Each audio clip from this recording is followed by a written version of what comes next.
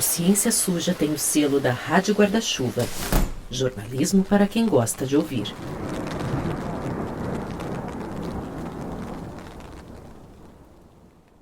Sejam bem-vindos. Tá começando mais um MesaCast do Ciência Suja. Eu sou a Colé Pinheiro, sou produtora e roteirista do podcast. Hoje estou aqui fazendo as vezes de apresentadora pela segunda vez seguida. Na próxima eu já vou poder pedir música ou um pouquinho do salário astronômico do Theo e da Meg. Tô brincando, viu, gente? Bom, hoje a gente tá aqui para falar de El Niño, ou do Super El Niño, como o pessoal tá falando por aí. Para começar, a gente vai tocar uma fala agora do início de junho, do secretário-geral da ONU, o Antônio Guterres. Ele falou sobre o assunto. A ciência é clara. El Niño está batendo na nossa porta e chegando nos próximos meses com 90% de certeza. O mundo deve tratar isso como o aviso climático urgente que é. As condições do El Niño serão como gasolina no fogo de um mundo em aquecimento. Bom, então tá aí ele dizendo que a gente tem quase certeza ou muita certeza de que a gente vai ter um El Niño. Para quem não sabe, é um fenômeno climático que acontece numa região específica do Oceano Pacífico e que tem repercussões no clima do mundo inteiro, inclusive no Brasil. Ele também falou que isso é um problemão no nosso cenário atual das mudanças climáticas. Relatórios recentes de centros importantes como o NOAA nos Estados Unidos confirmam isso. O centro que avalia as condições dos oceanos e do clima diz que há 82% de chances de que o El Niño comece ainda em junho e 96% de certeza de que ele se estenda entre dezembro de 2026 e fevereiro de 27. Já a Organização Meteorológica Mundial, órgão da ONU, emitiu um alerta confirmando e dizendo que o mundo deve mesmo se preparar para o El Niño e esperar temperaturas mais altas para quase todo o planeta entre junho e agosto. Eles também falam que a temperatura das águas dessa região do Pacífico podem ficar até 6 graus mais quentes. Mas, bom, por que a gente está falando disso aqui no Ciência Suja? Primeiro, porque a gente acha que essa é uma ótima oportunidade da gente explicar um pouco sobre a ciência do clima e como ela é construída. E segundo, porque esse assunto acabou saindo de uma forma meio distorcida na mídia, até um pouco sensacionalista, dizendo que a gente ia ter um super El Niño devastador, com consequências terríveis. E isso bem antes da ciência poder fazer qualquer afirmação desse tipo sobre o assunto. Então, enfim, a gente acha que isso pode trazer umas lições para a gente sobre como comunicar a ciência em tempos apocalípticos. Mas, afinal, o que a gente sabe mesmo sobre o El Niño? O que pode acontecer no Brasil? A gente está mesmo perdido? Para responder essas perguntas, a gente está aqui com 2 convidados que manjam muito do assunto. A gente está aqui com Pedro Ivo Camarinha, ele é especialista em mudanças climáticas e desastres, diretor substituto do CEMADEM, o Centro Nacional de Monitoramento e Alerta de Desastres Naturais. Oi, Pedro, bem-vindo. Olá, muito obrigado pelo convite, satisfação enorme estar aqui. E a gente está também com o professor Tércio Ambrizzi, ele é diretor do Instituto de Energia e Ambiente, o IEE da USP. Oi, professor. Olá, bom, tudo bem? Muito obrigado pelo convite. Bom, gente, como eu avisei para vocês, essa aqui é uma conversa livre, então eu vou direcionar perguntas para cada um, mas fiquem à vontade para se complementar, já fiquei sabendo que os 2 se conhecem, então a ideia é fazer uma conversa bem fluida mesmo. Para introduzir o assunto para os nossos ouvintes que não conhecem muito sobre clima e mudanças climáticas, vamos começar com o Tércio explicando para a gente o que é o El Niño e como ele se forma. Muito bom mesmo. Excelente o fato de podermos discutir isso. Eu acho que a população, né, a sociedade tem que estar realmente preparada para esse tipo de fenômeno.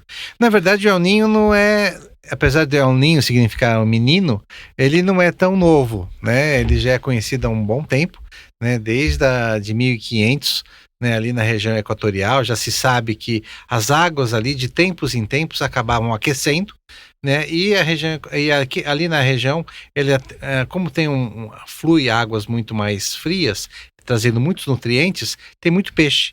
Então os pescadores viam que de vez em quando os peixes sumiam, né? Mas sumiam por quê? Porque as águas ficavam mais quentes e eles iam para outras regiões. Você tinha menos aporte, né, de plâncton e alimento de peixes que caía ali. E, portanto, isso está descrito, né, em livros de história e tudo mais.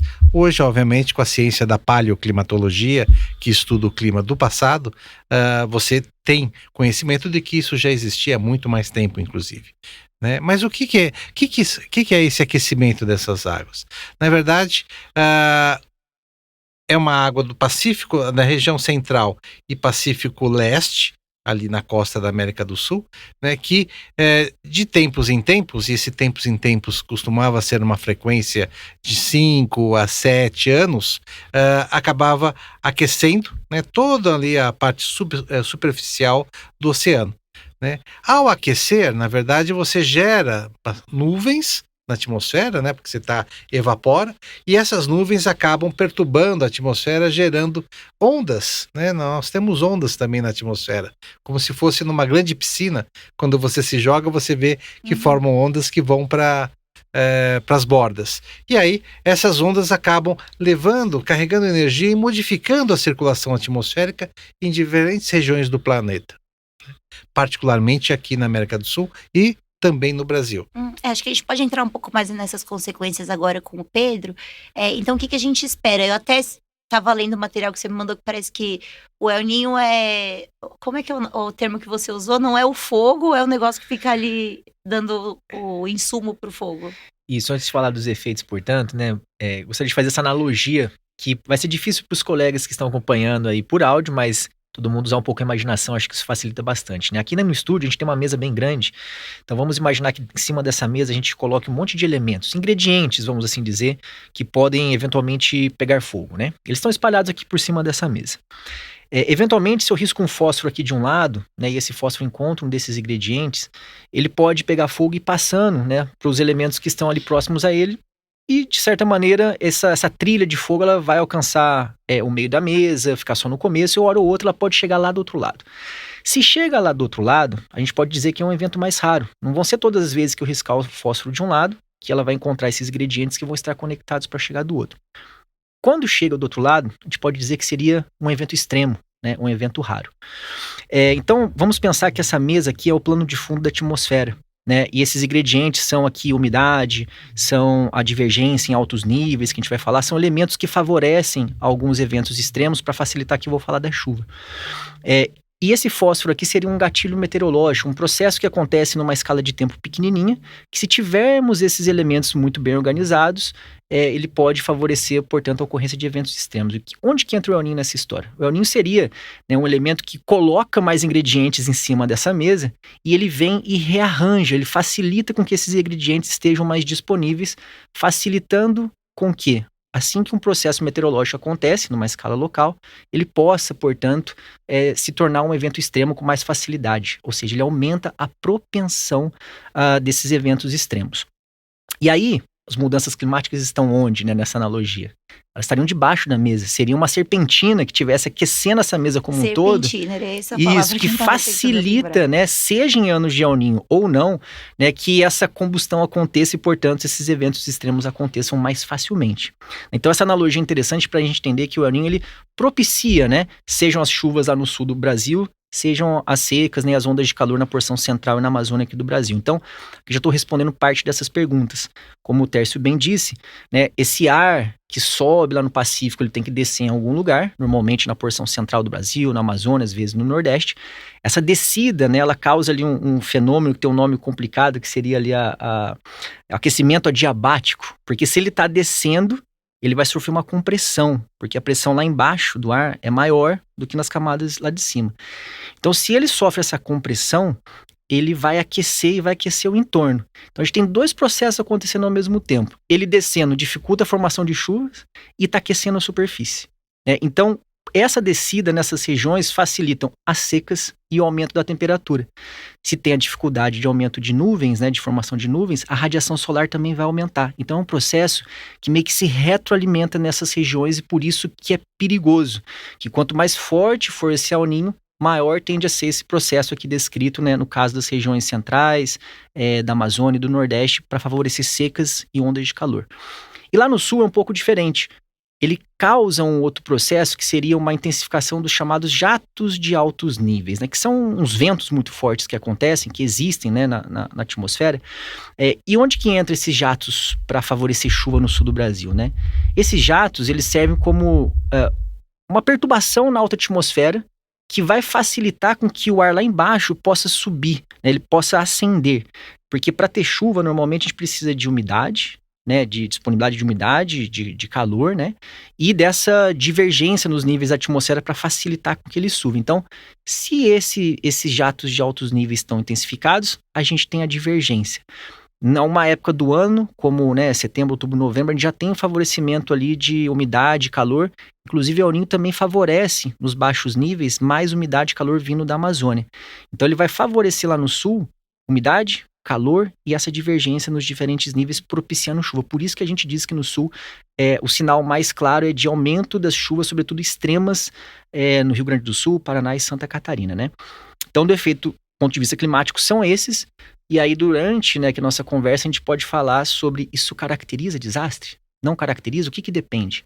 Assim como eu disse que aquele evento extremo aqui na mesa pode acontecer, a pergunta que fica é, lá do outro lado da mesa, se eu tiver um dinheiro em cima dessa mesa, uma poça de álcool ali em volta, né? Esse dinheiro sempre vai pegar fogo? Se for nota, sim. Se for moeda, não. Né? Então, existem diferentes contextos, né, de quantos elementos estão expostos e quão vulneráveis eles são, que estes sim vão ser responsáveis por a gente dizer se um evento extremo vai se converter realmente em impacto ou não. E aí a gente pode discutir ao longo aqui da nossa conversa. Sim, acho que numa segunda etapa a gente vai entrar nessa parte da conversa, mas queria pegar esse gancho das mudanças climáticas e do Rio Grande do Sul, né? O último El Niño foi 2023, 2024. 2024, coincidiu com o período lá das chuvas extremas no sul. Teve alguma relação com isso? E também retomando uma fala sua do começo, você falou, antes a gente tinha de 5 a 6 anos de intervalo. As mudanças climáticas estão afetando o El Niño também? Bom, como o Pedro bem disse, né, na verdade, quando a gente fala em mudanças climáticas, na verdade nós estamos falando em aquecimento da atmosfera. Né? O que está aumentando é a temperatura média do nosso planeta em função da emissão dos gases de efeito estufa, e com isso, né, essa temperatura tem modificado a circulação atmosférica e, portanto, tem uma propensão de modificar o clima. Né? Uhum. Então, na verdade, nós não estamos exatamente numa mudança climática, nós estamos numa transição climática, porque se nós efetivamente não pararmos as emissões, simplesmente, né, nós vamos continuar, né, aquecendo e, portanto, continuar mudando o clima, né, até ele se estabilizar. Bom, dito isso, na verdade, o que esse aumento de temperatura na atmosfera tem feito?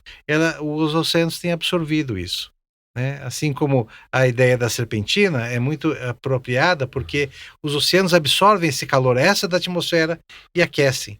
E o El Niño, né, do ponto de vista oceânico, a tendência dele é um aquecimento da temperatura da superfície do mar. Portanto, você tem dois fatores agindo ao mesmo tempo. E o que nós temos notado, e se você olha o número de El Niños ao longo dessas últimas décadas, eles têm ficado muito mais frequentes. Então, hoje a gente teve um em 23, 24, estamos tendo um agora em 26 para 27. Uhum. Né? Então, a frequência tem ficado muito mais intensa, né? Assim como a intensidade deles. Uhum. Né? Você tem aumentado a frequência e aumentado a intensidade desses El Niños. Uhum. Né? Cada vez mais eles têm se tornado mais intensos. Mas isso provavelmente tem uma ligação muito próxima pelo fato dos oceanos já estarem muito mais quentes do que normalmente estão. Uhum. Né? Então esse é um dos fatores que que vai ocorrer, né, de qualquer forma. E no caso do Rio Grande do Sul, tinha essa relação? Não, tudo bem, fui eu que acabei fazendo duas perguntas muito complexas tem razão, ao mesmo né? tempo. O do Rio Grande do Sul é interessante, veja, o El Niño, na verdade, ele começa, né, e o de 23, 24, ele começou em 23. Em maio, junho, ele vai se intensificando, né, até atingir o pico entre dezembro e janeiro. Aliás, né, o nome El Niño dado pelos pescadores né, muito tempo atrás, é em função, né, do aquecimento ocorrer e os peixes fugirem na época do Natal. Então, El Niño está relacionado ao próprio menino Jesus.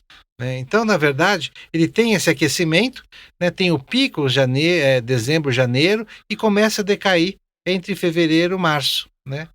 O de 94, ele ainda tinha uma certa intensidade para abril, maio, né, que foi quando nós tivemos aquelas chuvas intensificadas praticamente no mês inteiro. Né? E com isso, né, o El Niño, sim, ele também acabou contribuindo, como o Pedro descreveu, né, trazendo um pouco de umidade, já não era o pico, mas ainda tinha umidade, e aí com a bolha térmica que ficou em cima da parte central, sudeste do Brasil, né, contribuiu para trazer a umidade que vinha da Amazônia, e ao mesmo tempo as frentes frias, elas têm uma regularidade, estão sempre chegando, a cada 4, 5 dias, às vezes até um pouquinho mais, pouquinho menos, elas estão chegando. E aí, como elas não conseguiam passar por essa barreira térmica, né, de temperatura mais alta, elas acabavam quase estacionando ali no norte do Rio Grande do Sul e desviando.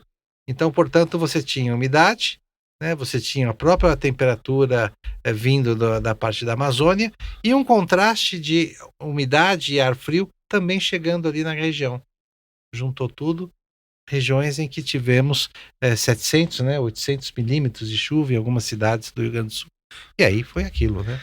Não, perfeito, Técio. É um comentário adicional, assim, a gente pode dizer que no grande desastre de abril, maio, né, do Rio Grande do Sul, o El Niño estava mais enfraquecido, então ele seria um elemento adjacente, assim, para explicar o que nós vimos lá. Ele não foi o principal elemento, mas com certeza teve a sua influência. Mas temos que lembrar que esse grande desastre ele acabou ofuscando outros 2 desastres que aconteceram no Rio Grande do Sul em 2023. A gente teve em setembro e novembro, na Serra Gaúcha, teve municípios, inclusive, que foram impactados nos 3 casos, setembro, novembro de 2023 e depois 2024.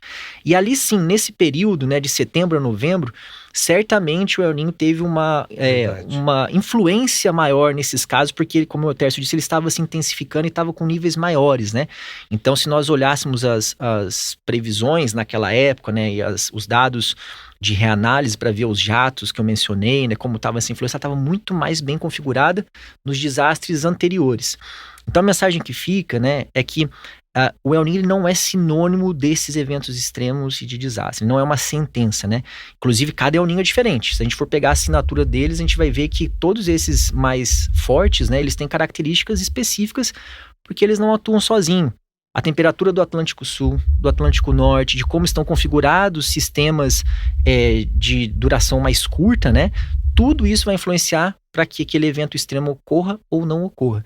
Então, certamente, a gente sabe que tem influência em alguns desastres recentes, mas é bom ponderar que, esses eventos extremos acontecem com ou sem El Niño, né? E mesmo em situações de El Niño forte, né, eles podem ser mais pontuais, podem ser mais abrangentes, e isso a gente não consegue, por enquanto, detectar. A gente tem um sinal mais macro, né, como já foi descrito, mas essas particularidades de eventos individuais é muito difícil da gente conseguir prever com tanta antecedência.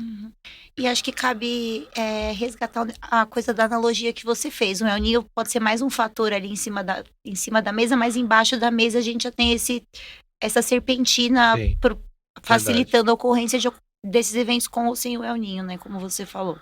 Perfeito. A gente tem casos de anos neutros, né? Que não tem influência nem do El Niño, nem da Laninha, né? Com desastres bastante significativos no Brasil. Muito em decorrência também dessa influência das mudanças climáticas, que, como a gente disse, né? Esse plano de fundo que coloca mais energia, coloca mais calor, torna a atmosfera mais dinâmica. Então, se a gente pudesse, assim, passar uma mensagem, é que o maior problema que nós estamos vivenciando são as mudanças climáticas que estão em curso. O El Niño, ele é agravado por isso, mas toda essa cobrança e discussão que nós estamos tendo para o El Niño, ela precisa ser feita de forma perene por conta das mudanças climáticas. Inclusive, em termos de soluções, é muito mais factível que essas soluções estejam sempre sendo pensadas e executadas, porque muitas delas não vão ser resolvidas em 2, 3 meses, como é o caso de agora, né? Sabendo que o El Niño está por vir. Sim, eu acho que foi até uma das coisas que me motivou a vender a pauta aqui pro pessoal do Ciência Suja, foi essa mesmo, porque parece que quando acontece uma coisa do tipo, vira tudo sobre aquilo, como se aquilo fosse um problema passageiro ou solucionável, e quando a coisa maior e mais complexa ali, a gente acaba tirando do foco, mas a gente vai voltar nessa discussão já já. Deixa eu só confirmar uma coisa com vocês, uma curiosidade minha. Aquela seca extrema na Amazônia, teve alguma... Foi mais ou menos nessa época? Teve alguma relação que teve aqueles tantos botos que morreram, o pessoal ficou sem acesso às coisas? Teve relação? Sim, foi exatamente nesse último El Niño, no período de El Niño, certamente não, nós temos estudos de atribuição às mudanças climáticas, né, e relaciona muitas vezes com El Niño, que configuram claramente, né, que em cenários de mudanças climáticas, sobretudo em anos de El Niño, essas secas elas se tornam muito mais propícias, né, a probabilidade aumenta e a intensidade também. E, assim, são eventos que aconteceriam a cada 100 anos, podem acontecer a cada 10, 15, né? A chance aumenta muito nessas configurações. E sim, tivemos essa influência do El Niño muito bem configurada nessa última seca recente da Amazônia. Na verdade, os rios ali, onde estão os botos, estavam com temperaturas de mais de 10 graus acima. Teve uns que registraram acima de 40 graus, né? Exatamente. E aí, com isso, você mata não só os botos, mas grande parte dos peixes e também da parte mais de flora, né, da água. E parece que o rio não se recupera do mesmo jeito depois, né, pai? Ele não retoma a sua vazão, ou tem alguma coisa assim nessa linha. Né? É mais lento, né? Na verdade, você espera que o clima volte à sua normalidade, aí regime de chuvas voltem a ocorrer, né, floresta evaporando e gerando nuvens e, portanto, as coisas começam a voltar ao normal. Então é algo mais lento também depois, né? E lembra que o Tércio disse das frequências de El Niño mais rápido? Então esse pêndulo, ele tá mais rápido, né? Então isso significa que em situações mais normais, esses rios teriam, né, anos de normalidade e poderiam voltar ali ao seu nível com mais facilidade.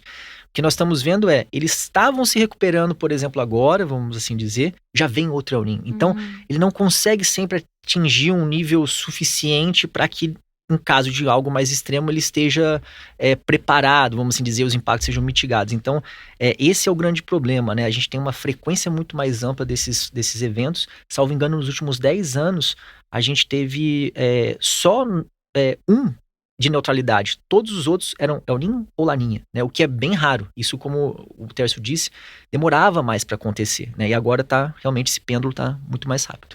Eu acho que cabe aproveitar seu gancho para explicar também para a nossa audiência a Laninha, o que é a Laninha e qual que é a diferença para o El Niño.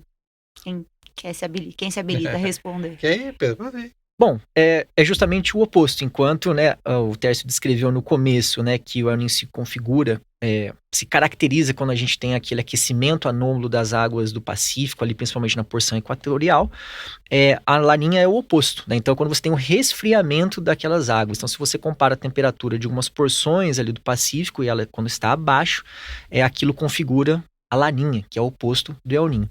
E os efeitos, de uma maneira geral, para não entrarmos em muitas complexidades, eles são o oposto, né?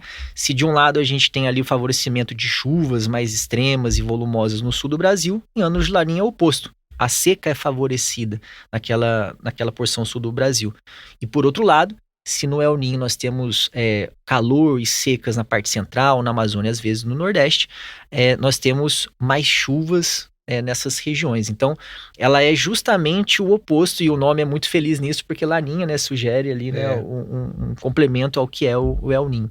Então, é sempre essa busca, a atmosfera, como o Tércio disse, ele buscando esse equilíbrio em situações extremas, né, configura-se de El Niño, nós chamamos assim, ou de Laninha. Antes da gente mudar de assunto, só para confirmar uma coisa que eu esqueci de perguntar, esse último El Niño, 23, 24, ele já foi considerado mais forte, né, do que a média, assim, eu tava vendo uma coisa que é um dos mais fortes. Era um El Niño forte, sim, né? Quando você comparou com o anterior, ele estava ligeiramente mais forte que o anterior.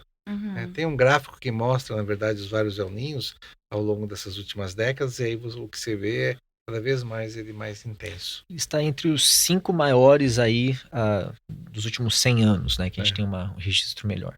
É como as curvas de temperatura, então, tipo, global, média, né? Que também você vê uma coisa... Está coincidindo, na verdade, eu acho que não é nem coincidência. Você está tendo esse aquecimento mais intensificado a partir da década de 70, 80 e a atmosfera como um todo e o oceano estão respondendo a isso. Bom, agora que a gente já entendeu um pouco mais sobre o El Niño, a gente vai se aprofundar em outros aspectos dessa discussão. Por volta de março desse ano, algumas postagens nas redes sociais e até matérias começaram a falar que a gente ia ter um El Niño devastador, um El Niño Godzilla, que ia trazer consequências dramáticas para o Brasil. E isso me deixou um pouco incomodada como jornalista, primeiro porque acho que toda chamada sensacionalista deixa a gente com a pulga atrás da orelha, mas mais gente séria que pesquisa o clima também se incomodou um pouco com a cobertura da imprensa naquela época sobre o assunto. Justamente porque ninguém tinha muita certeza de que isso ia acontecer, como eu já falei no começo do episódio. Então agora a gente vai começar a desenrolar um pouco esse novelo. Vou perguntar para vocês dois, de repente pode começar com o Tércio, o Pedro complementa, como são feitas as projeções de fenômenos climáticos como esse, e por que é tão difícil falar em março que a gente vai ter um super El Niño em junho? Bom, com isso, duas coisas, né? Na verdade, a definição da intensidade do El Niño passa pela variação da temperatura da superfície do oceano ali entre o Pacífico Central e o Pacífico Leste, ali na costa da América do Sul. Né? E aí você tem graduações, né? Se você tem... para que você tenha efetivamente um El Niño, você espera que por 3 meses ou um pouco mais, a temperatura ali na região fique acima de 0,5 grau. Né? Então, se ficar algum tempo entre 0,5 grau e 1 grau, é um El Niño fraco. Se fica entre 1 grau, 1 grau e meio, até quase 2, pode ser moderado. E acima de 2, 2,5, até quase 3, forte. E acima disso, muito forte. Então, existe, na verdade, uma graduação em função do aumento da temperatura da superfície do mar ali. Né? E dentro disso... qual que era a sua outra pergunta? Meu Deus. Não, como que como é que mede? Como que mede? E por que as pessoas, os cientistas e a comunidade científica tá reticente de dizer que vai ser um El Niño de muito forte, né? Não um super El Niño, né? Não um El Niño Godzilla, mas um El Niño muito forte. Né? Porque os modelos numéricos que fazem essas simulações e que te dá uma previsão do clima futuro, eles têm um índice de incerteza acima de 6 meses. Então você tem até 3 meses eles são relativamente bons, entre 3 e 6 eles te dão uma boa projeção, acima disso eles começam a diminuir, né, a probabilidade de acerto.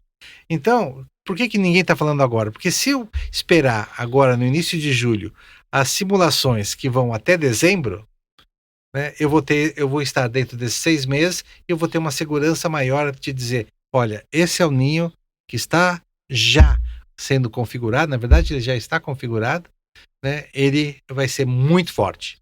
Aí sim a gente pode começar a falar de um El Niño de grande intensidade. Então, depende muito das projeções, e essas projeções têm um fator de incerteza, esses modelos têm um fator de incerteza. Por isso que há indicações observacionais de que ele está se intensificando. A gente tem hoje uma noção muito clara de uma bolha de temperaturas grandes debaixo da superfície do oceano, né, que caminha ali, demora algumas semanas e meses para chegar ali na costa e aquecer todo o oceano ali naquela região. Então ela já está ali, né, muito intensa e chegando ali. Portanto, inclusive, a ideia de que é 90% de chance, não, é 100% de chance que nós vamos ter um El Niño. A discussão agora é quão intenso vai ser. Pelo tamanho dessa bolha de água quente que está chegando, provavelmente não vai ser um El Niño fraco. O moderado já está garantido. Agora, se vai ser forte ou muito forte, aí é algo que temos que esperar um pouquinho. Não sei se o Pedro tem. Não, perfeito. E para complementar, assim, também tem uma barreira nesse período de agora, né, sobre alguns eventos individuais que, se eles acontecem, eles facilitam ou dificultam, né, essa formação do El Niño. Porque a gente estava descrevendo muito aqui sobre a temperatura do oceano, mas precisa ter esse acoplamento com a atmosfera. A atmosfera precisa responder, sobretudo mudando essa direção dos ventos alísios, né? Então tem alguns pulsos de vento que vêm, né, no sentido oposto, que se eles acontecem, eles servem para acelerar. Eles já são meio que uma consequência, mas esses eventos individuais, eles são sempre muito difíceis de serem previstos. Então, tem essa questão também dessa época do ano ser meio traiçoeira para isso, e a partir de junho começa, como o Tércio disse, ficar mais fácil. Mas aí tem um outro ponto também que eu queria colocar, porque assim, existem modelos e modelos. Existem instituições mundo afora trabalhando com isso. Se a gente pegar os resultados deles, é natural que eles sejam distintos e por muitas vezes nós trabalhamos com uma previsão em conjunto. É comum a gente fazer essa previsão em conjunto justamente para a gente saber onde que eles estão convergindo. E aqui entra um fator interessante, né? A NOAA, né, que seria essa agência americana, que é uma das autoridades no mundo para falar sobre El Niño, não só ela, existem outras, mas ela é uma das referências, né? Ela tem um modelo que era utilizado, um antigo, que é o CFC, né, que é o Climate Forecast, enfim, esse modelo mais antigo, que ele por muito tempo foi um modelo muito bom, mas nos últimos anos, né, sobretudo por conta dos efeitos das mudanças climáticas, ele ainda tinha algumas defasagens e a NOAA colaborou, né, desenvolveu um outro modelo que é o SFS. Desculpa, o outro era CFS. Esse é o SFS. Esse modelo acabou de ser disponibilizado na sua versão beta. E se a gente compara os dois resultados, a gente vai ver que o modelo antigo, por exemplo, realmente mostra um cenário mais preocupante, acima de 3,5 graus pelo índice ONI, que era um índice que a gente usava para seguir aquela métrica ali do Pacífico, como o Tércio disse. Esse novo modelo já é mais brando, está entre 2,8. É uma diferença de 1 grau quase entre eles. E aqui, se a gente muda o indicador que a NOAA está usando mais recentemente, que é o RONI, que aí não é um índice absoluto baseado na climatologia, né? Ele é um índice relativo, sobretudo com as áreas adjacentes, isso muda também. Então, tem vários resultados disponíveis, a gente não precisa se aprofundar dentro desses critérios, mas essa atualização do índice é importante porque essa anomalia em relação aos trópicos, né, as áreas adjacentes ali à porção equatorial, é muito importante, porque se toda aquela convecção que a gente falou no começo, ela acontece só numa parte, aquela onda é propagada de um jeito. Se ela acontece de maneira mais generalizada, é outra. E como as mudanças climáticas estão aquecendo os oceanos de uma forma generalizada, os El Niños agora não são exatamente como eram os mais antigos e clássicos. Então, tem previsão para todos os gostos. E muitas vezes o pessoal pega o pior resultado e fala muito sobre ele, deixando de lado todo esse rigor e a evolução que nós temos nos últimos anos, justamente para trazer uma melhor previsibilidade. Então, além dessas dificuldades da tecnologia, né, e das previsões, das análises em si, temos uma grande dificuldade de comunicação, que no meu entendimento é o maior problema que nós estamos passando agora. Eu ia entrar exatamente nisso, que é como vocês avaliam essa repercussão, o que vocês acham de como esse fenômeno está sendo noticiado esse ano? E deve ser daqui para frente também, né? Bom, começa você que já começar. puxou. No CEMADEM, que é o local onde eu trabalho, Centro Nacional de Monitoramento e Alerta de Desastres, a gente preza muito por algo que é chamado comunicação de risco. Porque a gente está falando aqui de coisas que não são determinísticas, a gente não sabe exatamente o que vai acontecer. E por não saber, a gente trabalha com probabilidades e impactos, e é daí que surge o termo risco. E essa comunicação dos riscos, na sua essência, é diferente de informar. Então, comunicar riscos é diferente de informar risco. E comunicar risco pressupõe que você tem uma relação com quem recebe essa informação. Nós normalmente provemos informações para nortear tomadas de decisão de defesa civil, do próprio governo, em diferentes instâncias. Então, essa comunicação é direcionada para esse tipo de público, porque existe uma relação entre quem emite e quem recebe. O que nós estamos vendo é que diferentes pessoas ou instituições estão fazendo essa comunicação de forma não direcionada. Na verdade, eles estão informando muitas coisas, e aí a grande preocupação é, essa informação disparada dessa maneira quase que indiscriminada, né, em excesso, ela realmente ajuda? Ela não está direcionando ações, né? Então, quando a pessoa recebe, ela fica em pânico. Ela não tem um direcionamento. Se essas informações fossem passadas de maneira cuidadosa, trazendo as incertezas e, sobretudo, direcionando, a conversa seria outra. Mas muitos veículos estão só propagando essas informações, muitas vezes enviesadas por um resultado ou não, e não estão comunicando. Então, nós, no CEMADEM, temos tentado fazer dessa maneira mais específica, né? Lançamos recentemente uma nota técnica direcionada para a Casa Civil da Presidência da República e para instituições, né, do governo federal, trabalhando com cenários particulares, cenário este de um El Niño forte, que hoje, em termos de probabilidade, é um cenário factível, o muito forte, o Godzilla, não é factível para a gente poder trabalhar. Então a gente fez essa análise com o forte, trazendo os impactos, os riscos associados e direcionando algumas ações que dá para fazer nesse tempo. Porque a gente tem que lembrar que em um país como o nosso, recursos financeiros são escassos, não dá para fazer, aplicar, investir dinheiros de uma forma indiscriminada, embora a gente saiba que é importante. Os governos não têm, inclusive, recursos muitas vezes disponíveis e eles têm que se embasar em alguma coisa, que é isso que a gente tenta fazer. Então a crítica é como comunica, pensando sobretudo em quem recebe, que no meu entendimento tem causado muito pânico, sobretudo para as comunidades que recentemente tiveram desastres e não sabem muito o que fazer. Queria compartilhar 2 percepções minhas sobre o assunto, né, com vocês. Que eu acho que a primeira coisa é que tem uma coisa que eu entendo, quanto mais eu cubro mudanças climáticas, mais eu vejo, é que às vezes esse tipo de notícia gera nos meus amigos, nas pessoas próximas, uma coisa meio paralisante, que é: meu Deus, o mundo está acabando, estamos todos perdidos, não podemos fazer nada, e cada hora vai ser um desastre novo, como se a gente tivesse fadado a um destino e não a uma coisa que a gente pode ao menos mitigar, trocar o papel para moeda, brigar pelo fim dos combustíveis, das emissões dos combustíveis fósseis. Acho que isso gera um efeito meio paralisante nas pessoas. E tem um outro lado, que é o que eu queria ver se vocês concordam comigo, que é também se não acontece nada, se o evento não traz uma grande catástrofe, um grande evento extremo, a população também não fica meio: tá vendo? Esses caras nunca acertam, não era tão grave assim. O que vocês acham? Olha, falar um pouquinho antes, Pedro, eu sou da época em que, quando eu entrei na meteorologia, não vou falar o ano, senão vocês vão descobrir a minha idade. Mas quando eu entrei, a meteorologia era uma piada, né? Você fala: não, o cara falou que vai chover, não, então podemos sair porque não vai chover. Isso mudou radicalmente, né? Hoje, previsões de tempo têm um índice de acerto de mais de 90% para 5 dias, né? E podemos até ter previsões de 10 dias com um razoável nível de acerto. Então isso mudou muito em função do quê? Da maior quantidade de dados que hoje são coletados, da evolução dos computadores que fazem essas simulações e as previsões de tempo e atualmente de clima de uma forma muito mais certeira.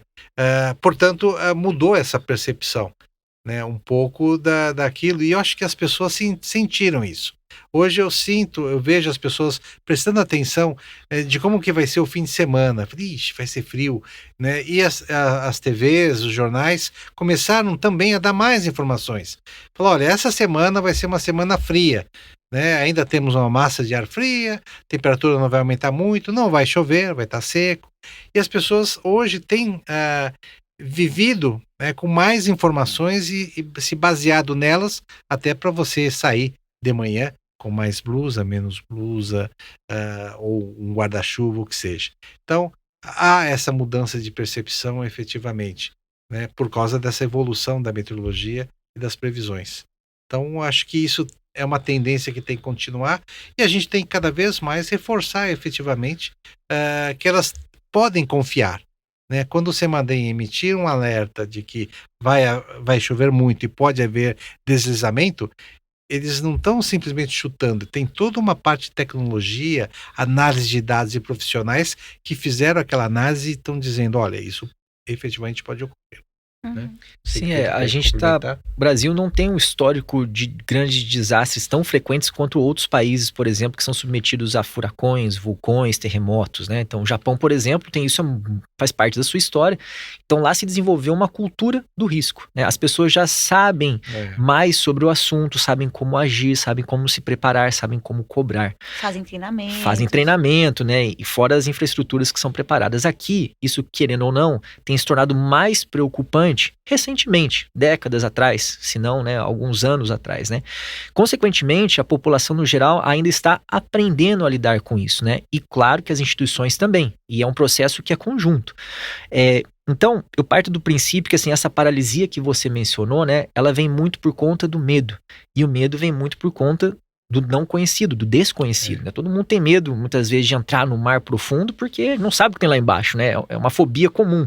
Mas quando a gente descobre, aquilo pode ser até apaixonante. Sou mergulhador, né? Então eu posso falar que eu tinha esse certo receio, agora nem tanto.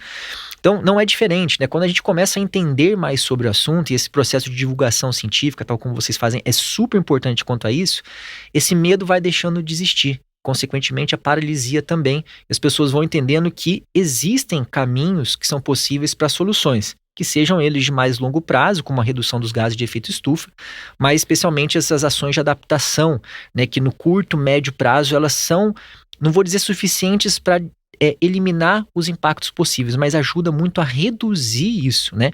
E sabendo que esses eventos vão ser frequentes e intensos, é importante que eles sejam reduzidos, porque muitas vezes a gente não tem tempo para se recuperar de um impacto muito grande.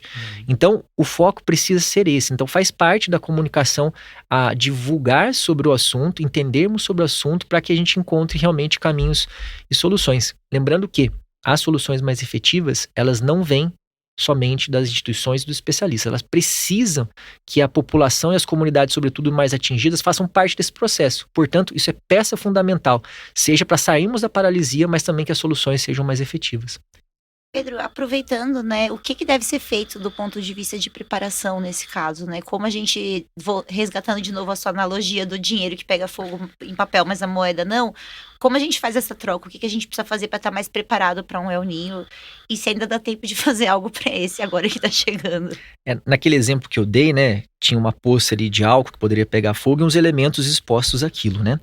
Mudar o dinheiro ali de papel para uma moeda, que seria essa mudança de vulnerabilidade, é muito difícil de fazer em poucos meses, porque isso significaria você mudar as infraestruturas das cidades, as características das moradias, né? Então essa vulnerabilidade, no seu sentido mais amplo, é muito difícil no curto prazo. Isso tem que ser algo perene, né, para a gente ir alcançando isso ao longo do tempo, e é isso que vai tornar esses sistemas resilientes, né? Isso é mais difícil de se fazer. Então existem algumas outras medidas que podem ajudar mais. Então, naquele exemplo da analogia ali da poça de álcool, se a gente faz um furinho e esse álcool tenta drenar, né, mesmo que o evento extremo chegue ali, não vai pegar fogo. Ou seja, mesmo que chova muito, se algumas encostas estiverem, por exemplo, preservadas, se elas estiverem com alguma obra de contenção, ela não vai vir a deslizar, ou seja, não vai inflamar. E mesmo que o elemento esteja exposto, ele não será impactado. Então, tem algumas ações, como você intensificar as dragagens dos rios para tirar os sedimentos que foram acumulados, eventualmente fazer obras de contenção ou mecanismos de contenção dessas encostas em áreas que já estão mapeadas, e o Brasil tem muitas áreas mapeadas, especialmente pelo Serviço Geológico do Brasil, que vale aqui frisar que faz um excelente trabalho nesse sentido. São mecanismos muito bons. E aí, eu posso pegar aquele dinheiro no exemplo e colocar ele mais longe, né, daquela poça de álcool. Em algumas situações isso é possível. Então tem regiões que a gente sabe que tem muitas comunidades vivendo nessas áreas de risco. Nos casos mais críticos, é possível deslocá-las, né, antecipadamente, ou treiná-las para que, em situações de termos mais evidências desses desastres a caminho, que os planos de contingência sejam efetivos, que rotas de fugas estejam estabelecidas, né, que as populações saibam agir e ter para onde ir nesses casos. E ali, né, faltando dias ou horas para um determinado evento, você retira. Provavelmente vão ter inundações, vão ter deslizamentos, mas perdas de vidas serão reduzidas, alguns prejuízos também. Então, é esse tipo de comunicação, de planejamento, treinamento, que nessa escala de tempo que nós temos agora, é mandatório. E aí, independente de El Niño, Laninha, como a gente diz, por conta das mudanças climáticas, das desigualdades que nosso país tem e como as nossas cidades foram construídas, cobrar sempre que essas medidas de redução de vulnerabilidade, né, que são mais demoradas, elas venham acontecendo ao longo do tempo, para a gente não ter que se preocupar tanto quando um novo El Niño ou Laninha chegarem. E como que você avalia que a gente está nesse sentido? O Brasil avançou muito, né, sobretudo nos últimos 10 anos. Temos um Plano Nacional de Adaptação lançado em 2016, que, embora não muito efetivo, trouxe alguns passos. Isso foi endossado sobre o último Plano Clima do Brasil, por exemplo, que é lançado o ano passado na COP, que traz também várias perspectivas e proposições. Vários estados têm se preparado, sobretudo após os últimos grandes desastres, né? Então temos sim algumas ações sendo feitas, sobretudo no Rio Grande do Sul, Santa Catarina, né, o próprio Paraná. Outros estados, como São Paulo, por exemplo, anunciou ontem que uma série de medidas para poder prevenir os incêndios que venham a acontecer. Então, estamos nos preparando mais. Não tenho dúvida que o Brasil está melhorando. Saímos ali do engatinhar para dar os primeiros passos, mas a gente ainda precisa realmente amadurecer muito mais. E a cobrança social nesse sentido é muito importante. Em anos de eleições, fica aí a sugestão para que as pessoas que estejam ouvindo avaliem os seus políticos, né? Sobretudo sobre essa ótica, porque aqui nós estamos falando de perdas de vidas, de prejuízos econômicos, de coisas geracionais que realmente podem impactar a vida dessas pessoas hoje e no futuro. E a gente sabe que muitas vezes existe o orçamento para a prevenção, mas ele acaba não sendo utilizado, né? E aí, quando ocorre o fenômeno extremo, isso acaba impactando a população. A gente tem que também dizer claramente que uma chuva intensa não causa desastres, né? Como não? Não. É como que você foi urbanizado aquela região, né? Então, na verdade, é quase mais culpa nossa de existir o desastre do que da natureza.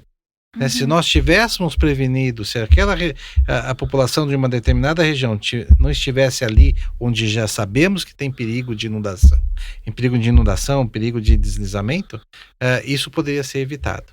Então, existe os dois temas, o governo e os tomadores de decisão precisam, né, estar atentos. Eles já colocam hoje orçamento, mas esse orçamento tem que ser utilizado, né? Não adianta segurar e falar, não, mas como não está chovendo, para que eu vou usar a fazer isso agora? Vamos jogar para outro lugar. Não, né? Você faz isso agora para prevenir o futuro breve, né? Perfeito, Tarso, você mencionar isso, porque tinha essa pergunta para vocês também. Aliás, eu até notei que você está falando centro de monitoramento de desastres e não de desastres naturais, né? Porque é uma coisa que a gente tem, um conceito que a gente tem mudado nesse sentido, né? Verdade. O nosso nome do CEMADEM, ele carrega ainda o N, né, e o naturais, né? Porque isso, quando foi criado em 2011, falava-se isso, né? Mas hoje não se fala mais. Só que mudar esse nome precisa de um decreto ministerial que não é muito fácil, mas a fala realmente correta hoje é desastres ou desastres socioambientais, né? Porque a gente sabe que de natural, como, né, a gente já disse, não temos nada. Inclusive, se olharmos pela perspectiva climática, dado a nossa influência por conta das emissões dos gases de efeito estufa, também estamos alterando o clima. Então, realmente, de natural no sentido assim, de algo que é da natureza, né? Realmente não tem nada. E Tarso, você acha que a ciência é devidamente ouvida ou tem um papel importante na elaboração dessas políticas públicas sobre o assunto? Hoje mais, né? O próprio Pedro falou dos planos que o governo tem desenvolvido. Muitos deles, eles contêm, cientistas são convidados para participar, né? E, portanto, eles acabam, de certa forma, contendo o estado da arte para a nossa região. É algo muito similar ao que o próprio relatório do IPCC, que é o painel intergovernamental de mudanças climáticas, de certa forma faz, né? Ali o IPCC, o relatório deles, eles simplesmente fazem um resumão, né, da ciência que foi desenvolvida para a parte de mudanças climáticas. O que nós temos feito aqui é entender um pouco mais quais são os problemas, né, e como tentar mitigá-los. E aí esses planos que o governo tem feito são importantes nesse sentido. Então eu acho que hoje os cientistas, eles estão ficando um pouco mais próximos dos tomadores de decisão e eles estão vendo que eles precisam ter esse conhecimento para poder tomar, né, alguns direcionamentos dentro do próprio governo. Então, melhorou, né? Ainda tem muito que caminhar, né? Ainda existe uma certa barreira. Muitos dos nossos políticos, alguns não acreditam, inclusive, que o clima possa estar mudando, outros acham que é um alarde muito grande, outros talvez acham que o investimento tem que ser menor. Então, ainda existe uma gama de incertezas por parte deles muito grande. Enquanto que, para nós, né, cientistas, né, da universidade e dos centros especializados, isso é muito claro. Então, temos muito que avançar também nesse sentido. E sobre isso, ainda na área da política, queria te fazer uma pergunta mais internacional, né, que é sobre o papel dos Estados Unidos nessa história. A gente tem noticiado no último ano, desde que o Trump voltou pro poder, últimos anos, na verdade, né, nossa, já faz tanto tempo que isso aconteceu, que ele tá desmantelando muita coisa, atacou a NOAA, a agência que a gente mencionou aqui, e eles são responsáveis por boa parte desses sistemas de monitoramento, né, do clima dos oceanos. Então eu queria entender de você, qual que é a importância que realmente eles têm, e se essa interferência político-ideológica já está sendo sentida de alguma forma na prática pelos cientistas do clima. Bom, espero não perder meu visto, mas realmente... O meu já foi reprovado, então eu estou livre para falar. Ele realmente está desmontando grande parte de centros importantes, né, que lidam com o clima, que lidam inclusive com poluição e outros nos Estados Unidos, né? E isso vai nos afetar, ainda não está afetando diretamente, vai nos afetar um pouco daqui para frente, porque, por exemplo, ele mandou cancelar dados de satélite para várias regiões, os dados eram disponíveis para o mundo inteiro, hoje ele mandou cortar, né? A NOAA ficou sobre ataque, né? Despediu um monte de pessoas, né? Os Estados Unidos, de certa forma, sempre foram uma referência mundial nessa parte de estudos do clima, através de modelos numéricos, né, através de manutenção de boias. Por exemplo, ali na região do Pacífico, onde tem o El Niño, a gente tem um conjunto de boias oceânicas e atmosféricas que fazem as medidas. É por isso que a gente consegue saber se tem aquela bolha térmica de água quente chegando ali, porque você está tendo medidas. Eu estava me perguntando como isso acontecia também. Você tem várias boias marítimas ali que fazem medidas em profundidade. Então, sem manutenção, ou se eles tirar o orçamento dessas agências, isso vai desaparecer.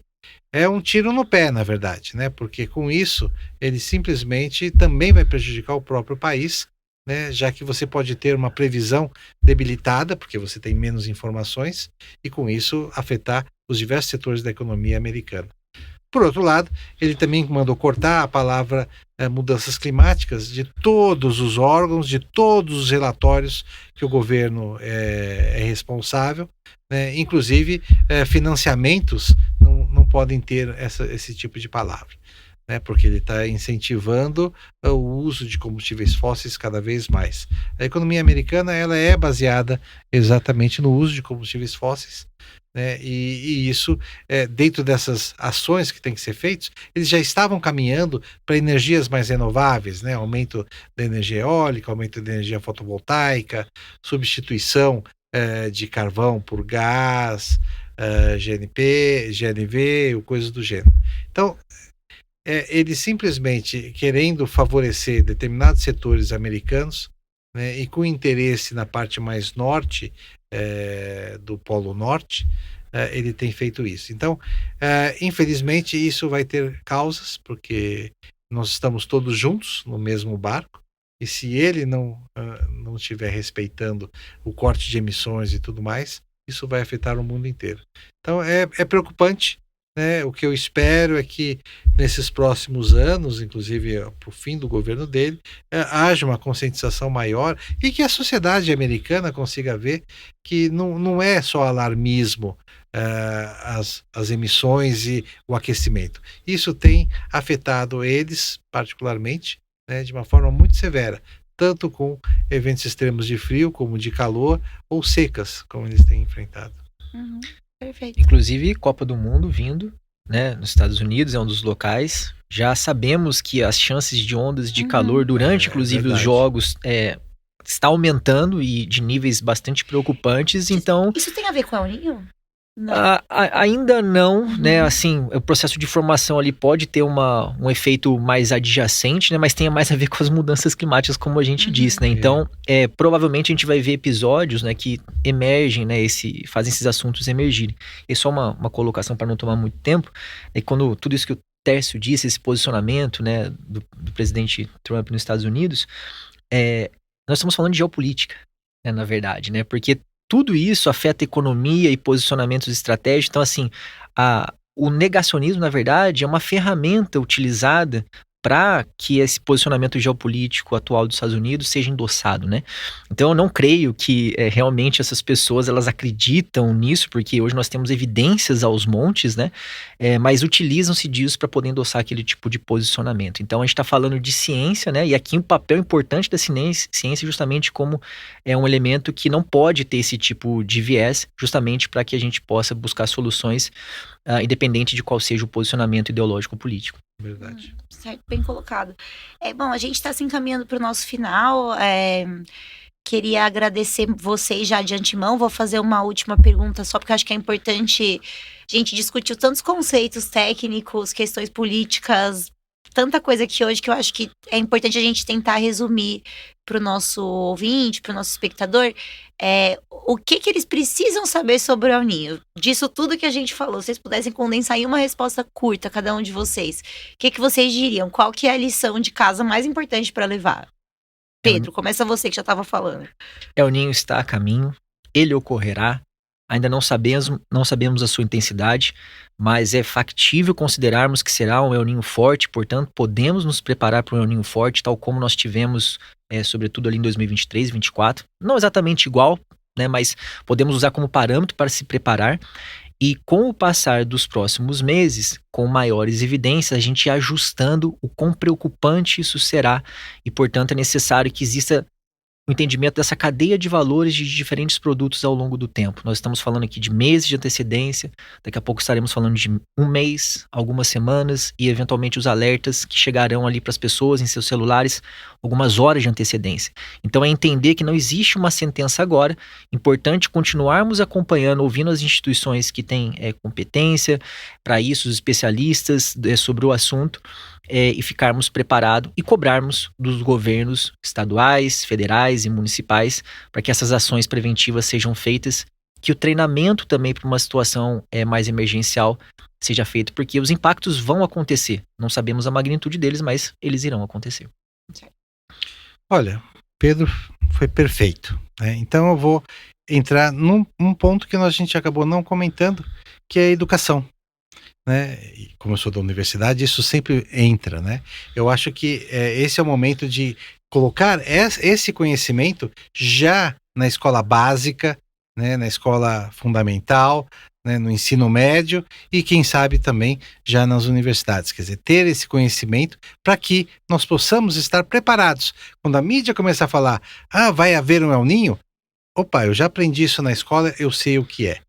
Então, é algo que nós temos que fazer, né? Eu acho que o CEMADEM, inclusive, tem o CEMADEM Educação, tem um foco em cima disso, né? Eu sou coordenador do Centro de Pesquisa em Resiliência à Crise Climática e Extremos, dentro da universidade, e nós também vamos colocar isso para a educação, né? Ter mais atividades para professores de escola de ensino médio, ensino básico, e com isso, né, fazer com que tudo que o Pedro falou, né, já esteja inserido, né, nas nossas crianças e que elas saibam o que fazer no futuro, porque de qualquer forma elas podem ser efetivamente os prefeitos, os governadores e eventualmente um presidente do nosso país.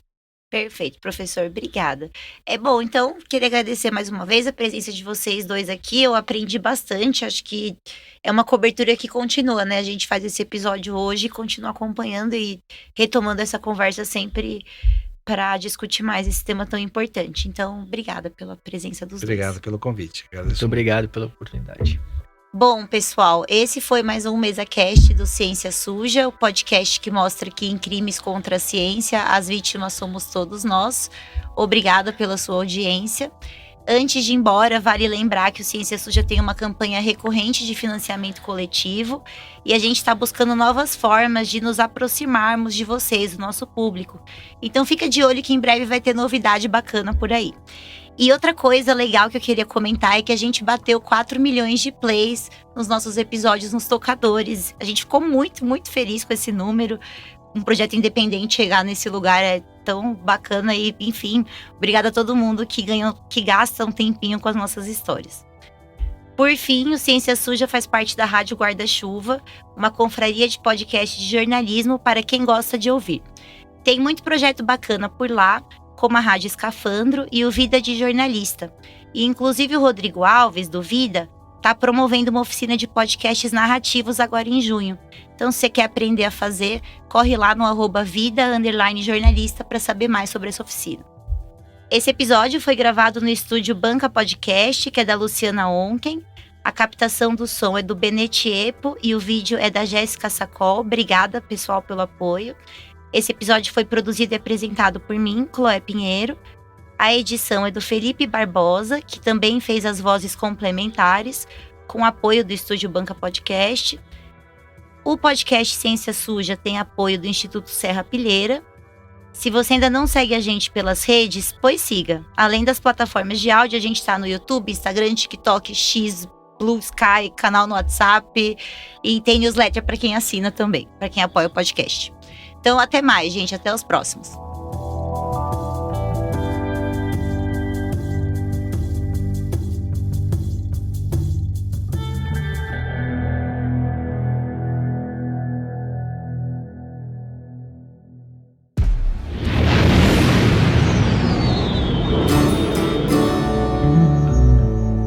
Nave Reportagens.